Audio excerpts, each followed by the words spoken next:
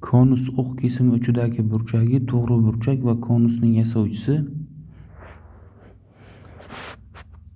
L teng kvadrat ildiz ostida, demak ildiz ostida 2 minus 1 taqsim pi ga teng bo'lsa, demak chizmadan ko'rinib turibdiki, demak konus o'q kesimi uchidagi burchak 90 gradus bo'lsa, teng yo'li to'g'ri burchakli uchburchak bo'ladi. Shu yerdan biz nimani bilib olsak bo'ladi? Demak 2r teng bo'ladi ildiz ostida 2l ga.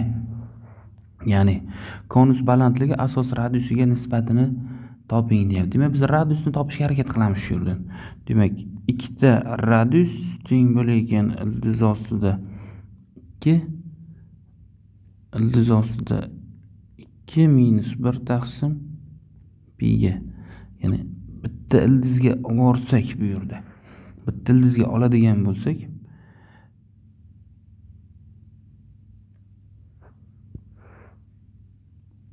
ildiz osti 2 ildiz osti 2 minus 2 taqsim pi ga teng.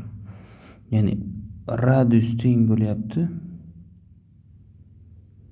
ildiz ostida 2 ildiz ostida 2 minus 2 taqsim pi taqsim 2 ga.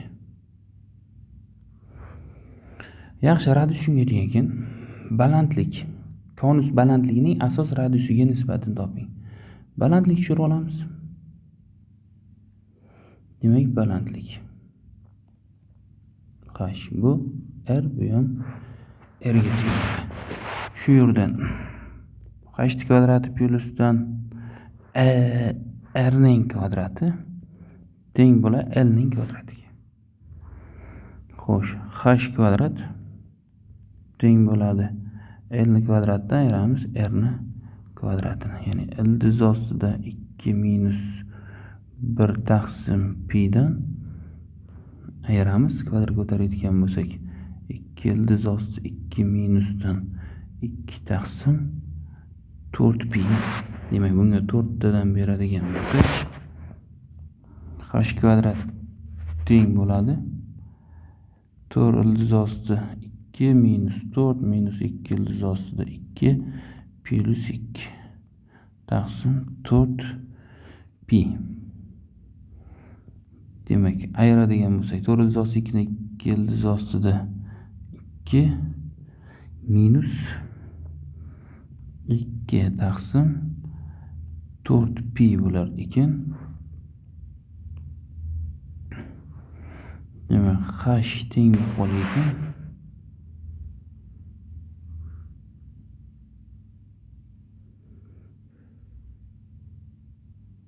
ildiz osti 2 ildiz osti 2 minus 2 taqsim pi taqsim 2. Demak balandlikning radiusga nisbati 1 ga teng bo'lar ekan. Konusni to'la sirt yuzini toping deyapti. B savol. S to'la deganimiz pi r l ga qo'shishimiz kerak. Pi r kvadratni shu yerdan pi r ni chiqarib olsam radius plyusdan l bo'ladi. Yaxshi, pi ko'paytirilgan radius qiymatini qo'yaman. Demak radiusning qiymati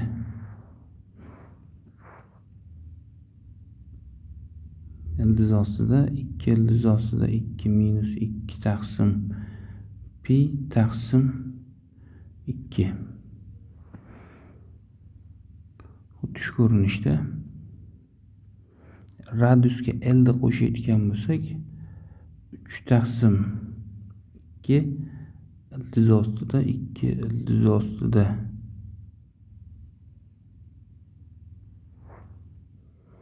ozgina xatolik bo'lib qoldi menimcha.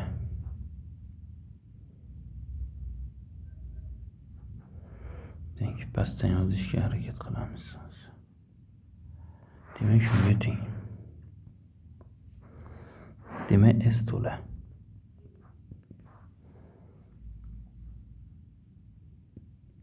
P ko'paytirilgan radiusning qiymati radius ildiz ostida 2 ildiz osti 2 minus 2 taqsim pi taqsim 2 ko'paytirilgan ildiz ostida 2 minus 1 taqsim pi plus pi ko'paygan radiusning kvadrati bo'layotgan bo'lsa 2 ildiz osti 2 minus 2 taqsim 4 pi bo'ladi. Bu yerda pilar qisqaradi. Ko'paytirilayotgan bo'lsa s to'la bu pilar ham ketadi. Demak, ildiz bunga tegishli bo'layotgan bo'lsa ildiz osti 2 minus 1. Demak, ildiz osti 2 minus 1 chiqar ekan.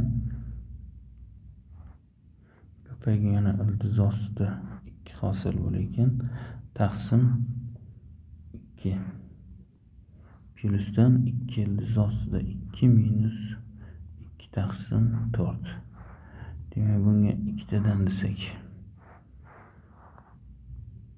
4 minusdan 2 ildiz osti 2 plyusdan 2 ildiz osti 2 minus 2 taqsim 4 bo'lgan. Bular boshqa 4 dan 2 ni ayirsak 2, ya'ni 1 taqsim 2 ga teng bo'lib qolar ekan.